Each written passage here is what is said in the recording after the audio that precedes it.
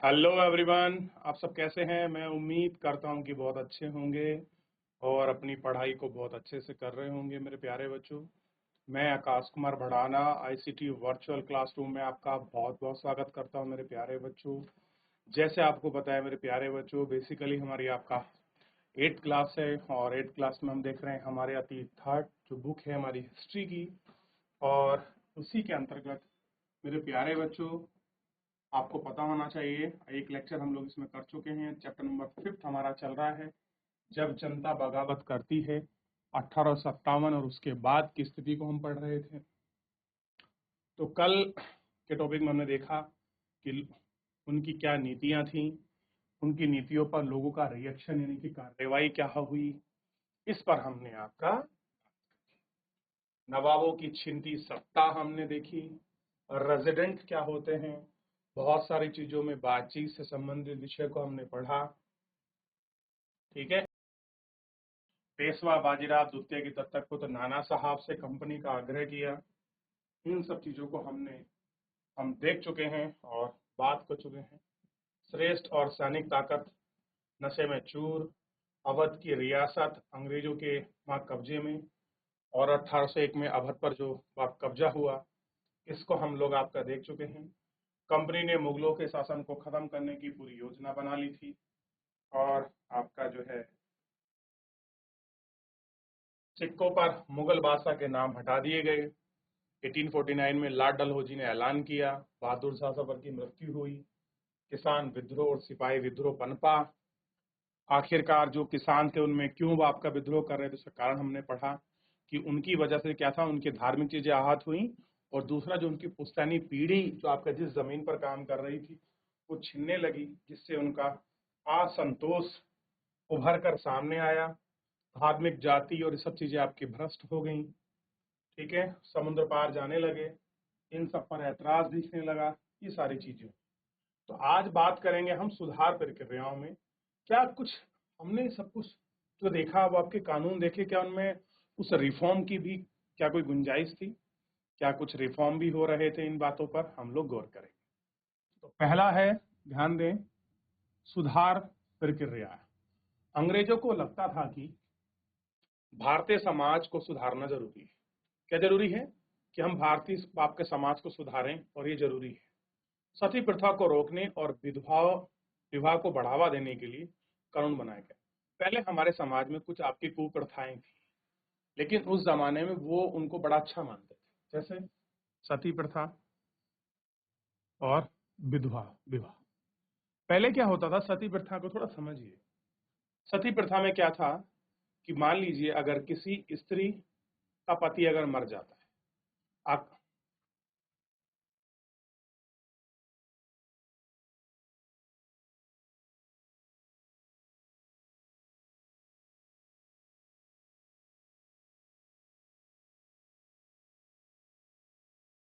तो बच्चों क्या हो, सती प्रथा में अगर किसी स्त्री का पति मर जाता है तो उसके बाद उस स्त्री को आपका क्या करते थे, उसकी चिता के साथ उसको जिंदा जला दिया करते थे, और उसको सती यानी कि देवी के रूप में पूजते थे कि पत्नी अपने पति के साथ जिंदा चली गई है, वो सती हो गई है, वो देवी बन गई। ऐसे अंधविश्वास हमारे समाज में बने होते। विधवा विवाह, फिर जब आपकी सती प्रथा का आपको उन्मूलन हुआ, बहुत लोग उसको नहीं भी मानते थे, या बेसिकली राजपूत में बहुत ज्यादा प्रचलित थी। अब विधवा विवाह, अगर कोई अगर किसी महिला का पति मर गया तो उसके बाप का विवाह नहीं करते थे, आजीवन उसको ऐसे ही रखते थे। लेकिन अंग्रेजों ने इन कुरीतियों पर कानून बनाए।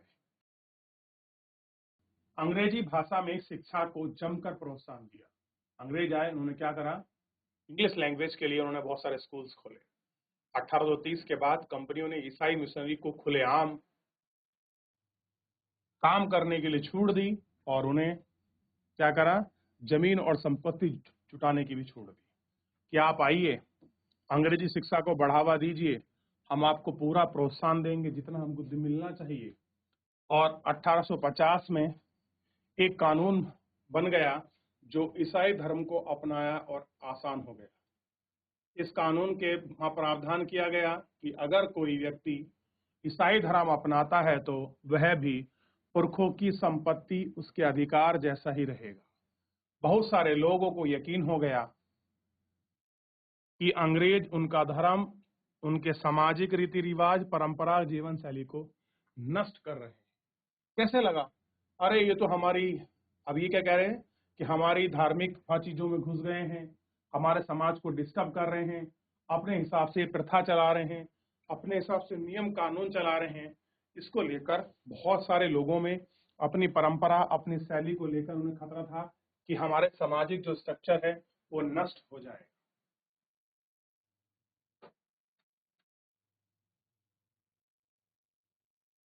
क्या था उन्हें कि हमारा जो सामाजिक स्ट्रक्चर है वो आपका नष्ट हो जाएगा, और उसको लेकर उन्होंने अपनी चिंता को व्यक्त किया।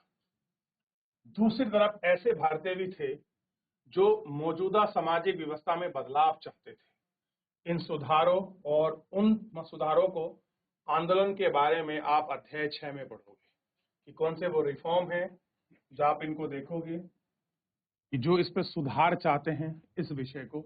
जैसे जैसे अब देखिए, जनता की नजर से उस जमाने में लोग अंग्रेजी शासन के बारे में क्या सोचते थे, यह जायजा लेने के लिए स्रोत 1 और स्रोत 2 को पढ़ें। उस जमाने में लोगों की सोच थी अंग्रेजों के प्रति कि अंग्रेज कैसे हैं। उन्होंने एक एविडेंस दिया है कि इसको पढ़ो, बड़ी सोच आपकी क्लियर हो जाएगी। ठीक है, देखिए स्रोत 1 है 84 नियमों की सूची। एक सूची आई जिसमें क्या था, 84 नियम थे। यह महाराष्ट्र के गांव में रहने वाले ब्राह्मण विष्णु भट्ट गोडसे द्वारा लिखी एक मांझा प्रवास का कुछ अंश है। किसने लिखी है? ब्राह्मण विष्णु भट्ट गोडसे, साझा प्रवास। विष्णु भट्ट और उसके चाचा मथुरा में आयोजित किए जा रहे यज्ञ में भाग लेने के लिए निकले थे। कहां पर? आगरा में कुछ यज्ञ वगैरह हो रहा था। विष्णु भट्ट लिखते हैं कि रास्ते में उनकी मुलाकात कुछ सिपाहियों से हुई जिन्होंने उन्हें सलाह दी कि वे वापस लौट जाएं, क्योंकि 3 दिन तक चारों तरफ कोहराम मचा हुआ है। जो सिपाही ने जो ये कहा, क्या कहा? अंग्रेज सरकार हिंदू और मुसलमानों के धर्म को नष्ट करने पर आदम है। आदम का मतलब है उतारू हो जाना, एग्रेसिव हो जाना, नष्ट करने की कोशिश करना। उन्हें 84 नियम की एक सूची बनाई। कलकत्ता में सारे राजा और राजकुमार की मौजूदगी का ऐलान किया।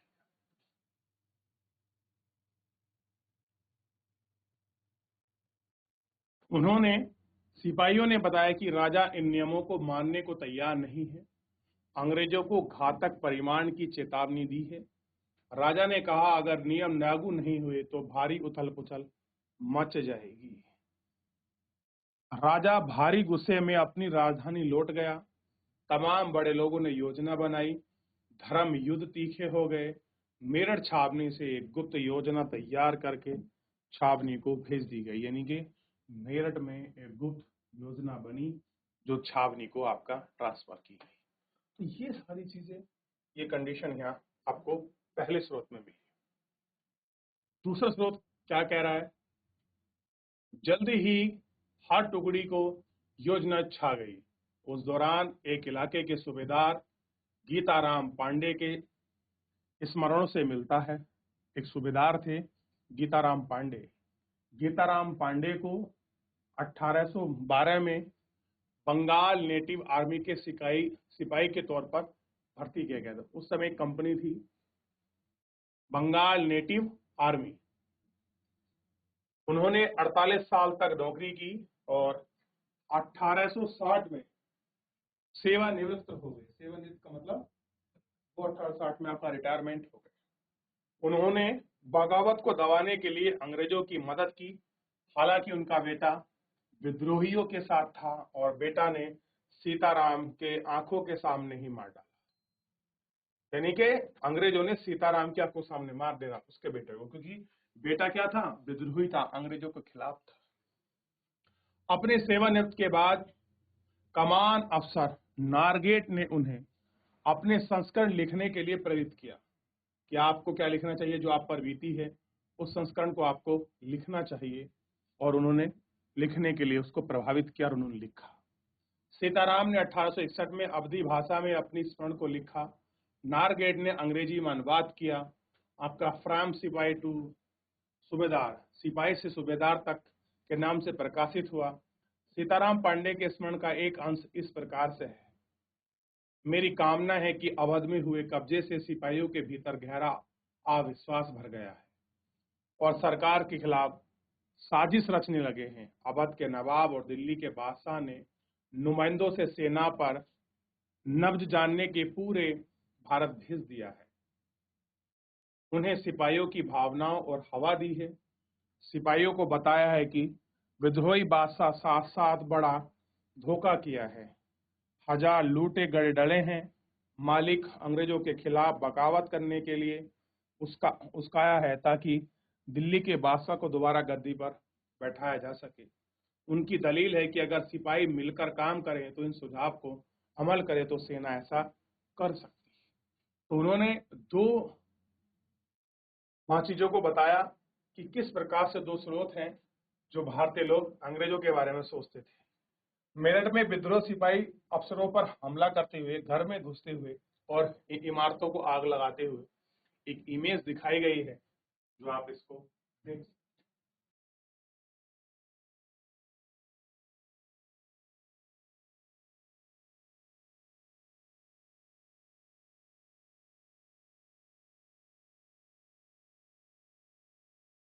देख लिया? चलिए, तो स्रोत 1 और स्रोत 2 को आप अच्छे से देखिए। 84 नियमों की सूची को देखिए, कैसे लोग सोचते थे। विष्णु भट्ट गोडसे ने साझा प्रवास में क्या लिखा है, इसको आप देख सकते हैं।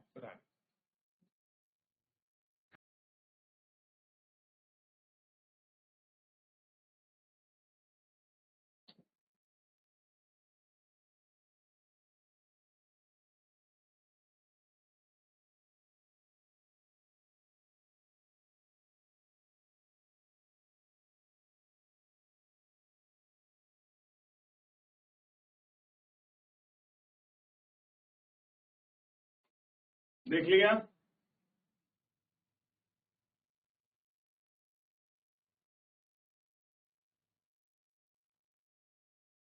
ये देखिए, जवान टुकड़ी की योजना छा गई। तो इसमें सारी चीजों का पता लगता है कि कैसे स्मरण हुआ, क्या घटना घटी, कैसे घटना के धारक रहे। इन चीजों को पढ़ेंगे तो स्पष्ट होगा। तो जो बच्चे उछल कूद कर रहे हैं बेटा क्लास में, अच्छे से बैठ जाइए आप लोग। हाँ बेटा, ध्यान देंगे, शाबाश, बहुत बढ़िया। इस तरह से ना करें, आप अच्छे से बैठे। जो हम पढ़ रहे होते हैं तो हम अगर सब बैठेंगे तो हम किसी को डिस्टर्ब ना करें, ठीक है? चलिए, तो इतना देखा आपने, शाबाश। देख लीजिए, कुछ डाउट है पूछ लीजिए।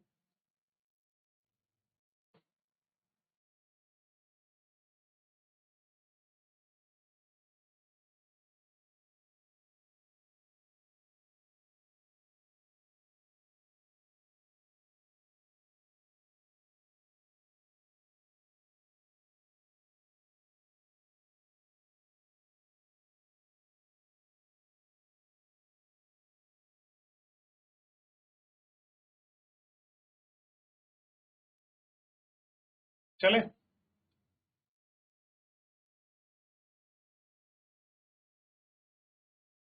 अब देखिए, सहयोग से इस तरह वहां सरकार के हर एक रेजिमेंट में कुछ लोगों का नई राइफल का इस्तेमाल करने का बाप का तरीका बताने की योजना भेजा। इन लोगों ने कुछ समय तक वहां सिपाहियों को प्रशिक्षण दिया, यानी कि आपके ट्रेनिंग दी। और इस दौरान ना जाने कहां से ये खबर फैल गई कि इन राइफल के इस्तेमाल में होने वाले कास्तूर पर गाय और सुअर की चर्बी। क्या खबर फैली कि जो कास्तूर हम लोग आपका फाड़ते हैं, उसको इस तरीके से आधार कार्ड आपका इनफील्ड राइफल में उसको आपका बिल्ड करना होता था, तब आपका शॉट लगता था। तो हुआ क्या, किसी ने ये खबर फैल गई कि भैया सुअर और गाय की चर्बी है। हमारे रेजिमेंट के लोग दूसरे लोगों को पत्र लिखकर यह खबर भेजने लगे। जल्द ही हर एक रेजिमेंट में उत्तेजना का माहौल बन गया। कुछ लोगों का कहना था कि 40 साल की नौकरी में सरकार ने उन्हें महज चोट पहुंचाने से अलावा कुछ और नहीं किया है। जैसा कि वो कह रहे हैं कि जो भी काम हुआ है, हमारा खाली चोट पहुंचाने का काम किया, हमको धार्मिक आहता दी है। अवध पर कब्जे के कारण सिपाही पहले ही गुस्से में थे, क्योंकि बहुत सारे लोग अवध यानी कि जो आपका यूपी का संयुक्त प्रांत है वहां से सिपाही आते थे, और जब अवध को अंग्रेजों ने अपने में मिलाया था 56 में, तो बड़े वो काफी गुस्से में थे।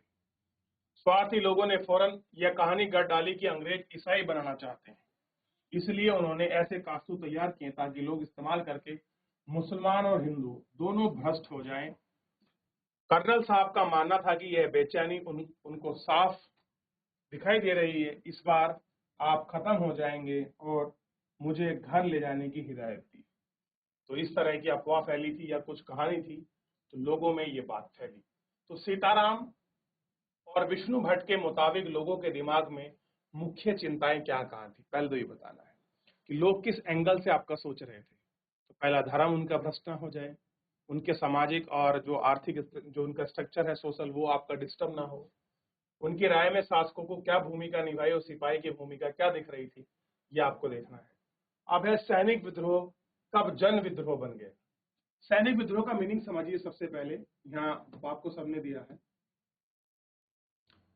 जब सैनिक सिपाही इकट्ठा होकर सैनिक अफसरों का हुक्म मानने से इनकार कर दें, जब ये बहुत सारे सिपाही जो हैं मिलकर आपका एक किसी अफसर का हुक्म मानने के लिए ना कर दें, वही है विद्रोह, वही है रिवोल्ट। ठीक है ना। ये हमको सैनिक विद्रोह जन विद्रोह बन गया, सैनिक विद्रोह जन विद्रोह बन गया यदि शासक और प्रजा के बीच संघर्ष की कोई अनोखी बात नहीं। कह रहे कोई नया नहीं है कि राजा और शासक के बीच, शासक और प्रजा के बीच आपकी भिड़ंत हो, दोनों एक दूसरे के साथ लड़ें, ये कोई नई बात नहीं है, बड़ी पुरानी बात और आम रूप में चली आई है। लेकिन कभी कभी ये फैसले लिए जाते हैं, राज्य की सत्ता छीन भी जाती है। बहुत सारे लोग मानते हैं कि उन सबका शत्रु एक ही है, इसलिए वे कभी कुछ नहीं करना चाहते। इस तरह की स्थिति की हालत हार लेने के लिए लोग संगठित होना पड़ता है, उन्हें संचार, पहलबंदी, आत्मविश्वास का परिचय देना पड़ता है। ये सारी चीजें उनको करनी पड़ती है। उत्तर भारत के दौरान 1857 में ऐसी स्थिति पैदा हो गई कि नवाब और शासन में 100 साल तक ईस्ट इंडिया कंपनी एक भारी विद्रोह से जूझना पड़ा। मई 1857 में शुरू हुई इस बगावत ने भारत में कंपनी का अस्तित्व खतरे में डाल दिया। मेरठ से शुरू होकर सिपाही ने इस जगह बगावत की। समाज के विभिन्न तबके, असंख्यक लोग विद्रोह तेवर के साथ उठ खड़े हुए। कुछ लोगों का मानना है कि 19वीं शताब्दी में उपनिवेशवाद के खिलाफ दुनिया भर में यह सबसे बड़ा सशस्त्र संघर्ष था, यानी कि 1857 की जो आपकी क्रांति हुई थी, ये दुनिया में सबसे बड़ा आपका सशस्त्र विद्रोह आपका माना जाता है जो भारत में हुआ था। और अंग्रेजों के खिलाफ यहाँ की जनता और पहले आपका सिपाहियों ने इस विद्रोह को शुरुआत की, बाद में इसे हर जगह से आपका समर्थन मिला, और ये आपका सैनिक विद्रोह जन विद्रोह में आपका तब्दील हो गया। और बहुत बड़े मार्क्स लेवल पर, बहुत बड़े लेवल पर शस्त्र के साथ लोगों ने लड़ा और लड़ाइयाँ करी। लोगों ने टैक्स देने से मना कर दिया, अंग्रेज अधिकारी को मार दिया, घर जला दिए गए, जमींदारों को लूट लिया गया। ऐसी बहुत सारी घटनाएं इसमें हुई मेरे प्यारे।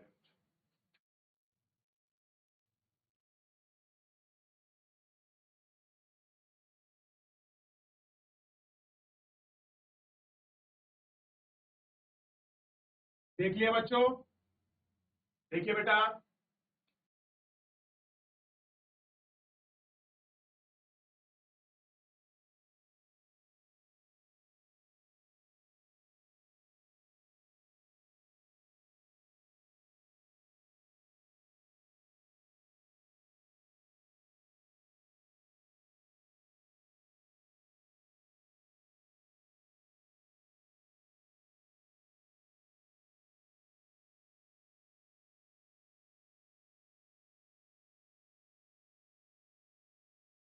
चलिए, हो गया। बच्चों कोई डाउट बेटा, कुछ पूछना है इसमें? किसी बच्चे को कोई डाउट हो, कोई क्वेरी है, कुछ पूछना हो? चलिए, अब देखिए किस प्रकार से विद्रोह लड़े जा रहे थे।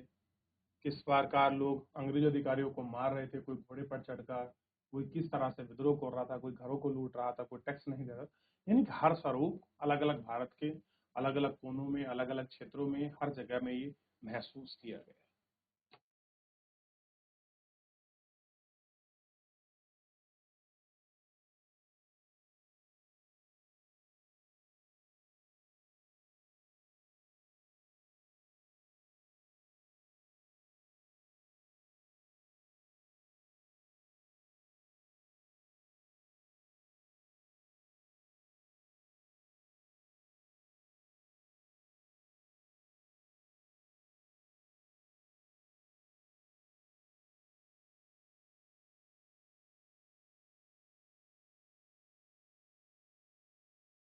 मेरठ से दिल्ली तक 8 अप्रैल 1857 को युवा सिपाही मंगल पांडे, बैरकपुर पड़ता है बंगाल में, को बैरकपुर में अपने अफसरों पर हमला करने का आरोप में फांसी पर लटका दिया गया।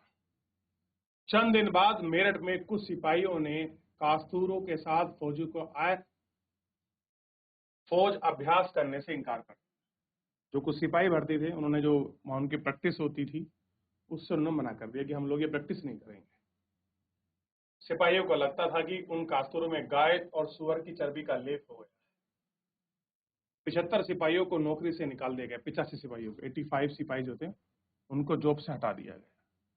उन्होंने अपने अफसरों का हुक्म ना मानने के आरोप में 10-10 साल की सजा की गई और 9 मई 1857 की यह बात है। तो 9 मई 1857 को 10-10 साल की बात की सजा मिली। जिन 85 आपके सिपाहियों ने जो है आपका कास्तूर लगे, जो चर्बी लगे जो कास्तूर थे, उनको आपका यूज करने से मना। मेरठ में तैनात दूसरे भारतीय सिपाही में प्रतिक्रिया बहुत जबरदस्त थी, यानी कि उनका रिएक्शन जो था बहुत जबरदस्त देखने।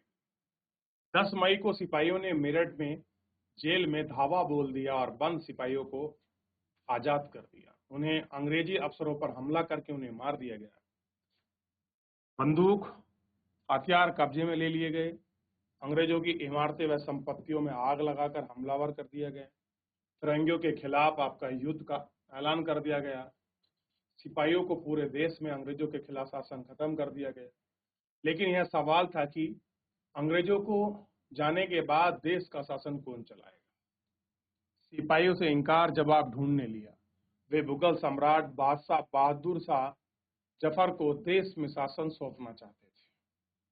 मुगल बादशाह क्या था कि हम सिपाही हैं, हम विद्रोह कर रहे हैं और हम अपना एक बादशाह बनाएंगे, एक राजा बनाएंगे जो हमारा आपका नेतृत्व करता होगा। हम कहेंगे कि हम अगर विद्रोह कर रहे हैं तो इस राजा के लिए कर रहे हैं, क्योंकि आपको पता है बहादुर शाह जफर को अब लाल किले पर नहीं रहा जाएगा। उसके जो बच्चे होंगे उनको बादशाह नहीं बनाया जाएगा। हमने पढ़ा वो क्या बनेंगे, केवल राजकुमार की हैसियत से रह सकते हैं।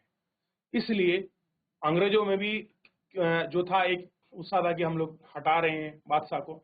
लेकिन इससे क्या हुआ, जनता क्या कर गई, आम जनता ने भी आपकी बगावत की और वो जनता ने बिल्कुल स्वीकार नहीं किया कि आप हमारे बादशाह को कैसे हटा सकते हैं। और ये भी उस समय एक विद्रोह के कारण के रूप में बनता, क्योंकि उस समय जो बादशाह शासन कर रहा था लोगों की कुछ जुड़ी भावनाएं आहत हो रही थी। इस वजह से ये सारी चीजें आपके घटी। मेरठ के कुछ सिपाहियों को एक टोली में 10 मई को रात को घोड़े पर सवार होकर अंधेरे ही रात दिल्ली पहुंच गए। जैसे ही अगले एक वहां खबर फैली, दिल्ली में तैनात टुकड़ी ने बगावत कर दी। यहाँ भी अंग्रेज अफसर मारे गए। देसी सिपाहियों ने हथियार व गोला बारूद कब्जे में लिया, इमारतों को आग लगा दी। विजय सिपाही लाल किले की दीवार पर आसपास जमा हो गए, बादशाह से मिलना चाहते थे।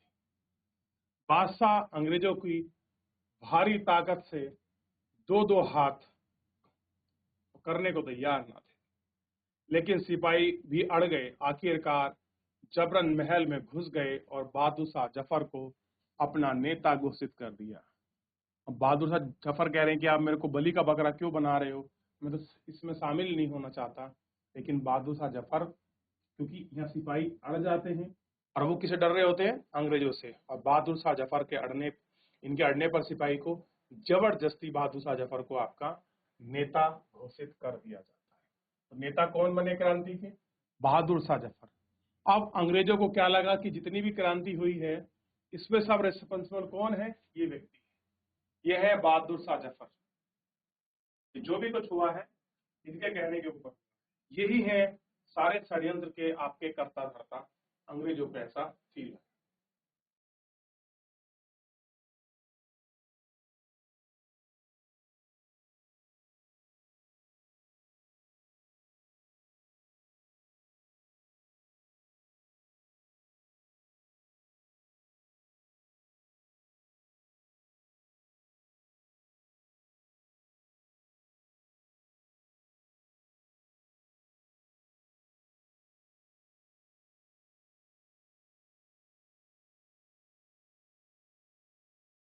फिरंगी, विदेशी, फिरंगी का मतलब होता है विदेशी। इस शब्द में अपमान की भावना थी। हम कहते कोई फिरंगी है, यानी कि अगर हम किसी विदेशी का अपमान करें, हमने क्या बोल दिया? इज कॉल्ड फिरंगी।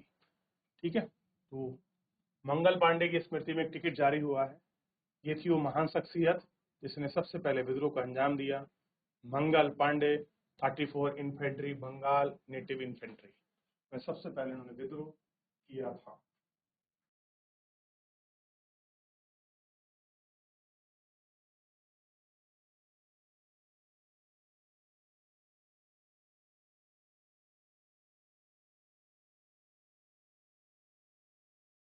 बूढ़े बादशाह को सिपाही की यह मांग माननी पड़ी। उन्हें देश भर का मुखिया और शासकों द्वारा चिट्ठी लिखकर अंग्रेजों से लड़ने के लिए भारतीय राजाओं का एक संघ बनाया। अब उन्होंने कहा कि ठीक है, अब मैं नेता बन गया हूं तो कुछ करना चाहिए। साहब भारतीय नेताओं का संघ बनाया और कहा कि भाई ऐसा स्थिति है, इनको भगाते, सब मिलकर आइए। आह्वान किया। बहादुर शाह ने इस एकमात्र कदम के गहरे परिमाण सामने आए। ये स्टेप उठाते ही अब समस्या खड़ी हो गई। अंग्रेजों से पहले देश में एक बहुत बड़े हिस्से पर मुगल साम्राज्य का ही शासन था। ज्यादातर छोटे शासक रजवाड़े मुगलों के नाम पर ही अपने इलाके पर शासन चलाते थे। ब्रिटिश शासन का विस्तार से भयभीत ऐसे बहुत सारे शासकों को लगता था कि अगर मुगल बादशाह दोबारा शासन स्थापित कर लेंगे तो वे मुगल का आधिपत्य द्वारा इन इलाकों पर शासन हो जाएगा और वे बेफिक्र होकर चले आएंगे। अब समस्या ये थी कि अगर दोबारा हमने इनको सपोर्ट भी कर दिया तो ये फिर क्या बन जाएंगे? बादशाह बन जाएंगे और दिक्कतें आनी शुरू हो जाएंगी। अंग्रेजों को इस घटना की उम्मीद नहीं थी कि ऐसा भी कुछ हो सकता है। उन्होंने सोचा नहीं था कि ये घटना भी घट सकती है, ये चीजें भी आपका हो सकती हैं कि और कसूरा पिकासो वाले मुद्दे पर तैनात उथल पुथल में कुछ समय में शांत हो जाएगी, लेकिन बहादुर शाह जफर ने बगावत में अपने समर्थन दे दिया। स्थिति रातों रात बदल गई। कह रहे हैं कि लोगों को था कि ये कुछ उथल पथल हो रही है और ये लोग बाप का विद्रोह कर रहे हैं, इनसे विद्रोह का प्रभाव तो होगा लेकिन कुछ समय में शांत हो जाएगा। लेकिन उन्हें अनएक्सपेक्ट था कि बहादुर शाह जफर इनका सपोर्ट करेगा और रातों रात स्थिति कैसी होगी? बूम पकड़ गई। अक्सर ऐसा होता है जब लोगों को कोई रास्ता नहीं दिखता तो उन्हें उत्साह और साहस बढ़ जाता है। उन्हें आगे बढ़कर हिम्मत और उम्मीद पर आत्मविश्वास मिलता है। क्या मिलता है? उम्मीद से बढ़कर उनको आत्मविश्वास मिलता है और स्थिति यही रही। बगावत फैलने लगी। जब दिल्ली से अंग्रेजों के पैर उखड़ गए तो लगभग एक हफ्ते तक कोई कहीं विद्रोह नहीं। जब बगावत फैला तो दिल्ली में क्या था? अंग्रेजों के पैर वहां से उखड़ गए, क्योंकि बहुत बड़ी चीज थी कि जहां सेंट्रल पर जिनका कब्जा था वो वहां से खड़े हो गए हैं तो दिक्कत होगी। खबर फैलने लगी कि कुछ समय तो वहां लगना ही था, फिर भी विद्रोह का जो आपका सिलसिला था वो शुरू हो गया। एक के बाद एक हर रेजिमेंट में सिपाहियों ने विद्रोह कर दिया। आज कोई रेजिमेंट विद्रोह कर रही है, कल मद्रास ने किया, किसी ने किया। दिल्ली, कानपुर, लखनऊ जैसे बिंदु में दूसरी टुकड़ों के साथ भी निकल पड़े। दिल्ली में हो गया, कानपुर विद्रोह में आ गया, लखनऊ उसके पास में, फटाफट विद्रोह हो रहे हैं। अब यही चीज कस्बों में, गांव में बगावत पर निकली। वे स्थानीय नेता जमींदारों और मुखियाओं के पीछे संगठित हो गए और अपनी सत्ता स्थापित करने अंग्रेजों से लोहा लेने को तैयार थे। अब क्या हो गए? भैया अंग्रेज भी खड़े हो गए कि अब वो जो अंग्रेजों के खिलाफ भी खड़े हो गए कि कुछ भी हो जाए हम भी तैयार हैं। स्वर्गीय पेशवा बालाजी बाजीराव सेकंड के जो पुत्र थे, दत्तक पुत्र नाना साहब, मैंने बताया था ना, ये कानपुर में पेंशन भोगी थे और लड़ रहे थे कि जो आपकी पेंशन बाजीराव सेकंड को मिलती थी मुझे भी मिलने लगे। इन्होंने भी सेना इकट्ठी कर ली और ब्रिटिश शहरों की तरफ वहां ब्रिटिशों को क्या कर दिया, उन्होंने खदेड़ दिया। उन्होंने खुद पेशवा घोषित किया, उन्हें ऐलान किया कि बहादुर शाह जफर के तहत वो आपके गवर्नर है, यानी गवर्नर किसको बना दिया, बहादुर शाह जफर को। लखनऊ की गद्दी से हटा दिया गया। नवाब वाजिद अली शाह के बेटे को विरजिस कादिर, देखिए ये लखनऊ के नवाब हैं वाजिद अली शाह, और जो इनका बेटा है वो कौन है, विरजिस कादिर को क्या कर दिया गया, लखनऊ का नया नवाब बना दिया गया। विरजिस कादिर ने खुद बहादुर शाह जफर को अपना बादशाह मान लिया। मां बेगम हजरत महल ने अंग्रेजों के खिलाफ आपका विद्रोह को बढ़ावा दिया, बढ़ चढ़कर हिस्सा लिया।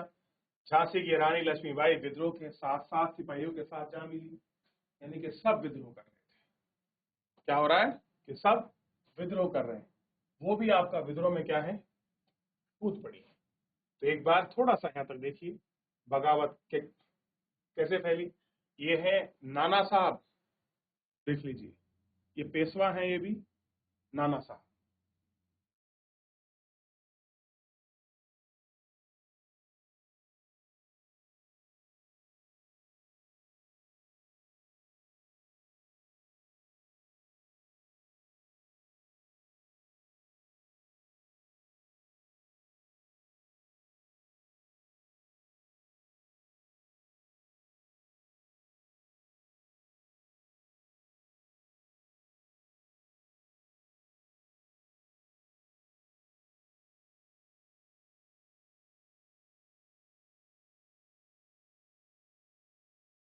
ठीक है मेरे बच्चों, तो इस तरीके से बाप की बगावत फैली, लोग इकट्ठा हो गए, उन्हें नाना साहब ने के बाप के सेनापति तात्या टोपे के साथ मिलकर चुनौती दी। मध्य प्रदेश के मंडला क्षेत्रों में राजगढ़ महारानी अवंतीबाई लोधी ने भी विद्रोह किया। 4000 सैनिकों की फौज तैयार की, अंग्रेजों के खिलाफ युद्ध किया और ब्रिटिश शासन के राज्यों का प्रथा नियंत्रण कर लिया और बहुत सारे क्षेत्र को उन्होंने अपने कब्जे में कर लिया। तो इस तरीके से जो वो आपका पूरा विद्रोह हुआ आप देख सकते हैं। तो बच्चों एक बार घर जाकर इसको अच्छे से पढ़िए, रिवीजन करिए, कोई डाउट बनता है हम नेक्स्ट लेक्चर में लेंगे। फिलहाल आज के लिए इतना ही, धन्यवाद।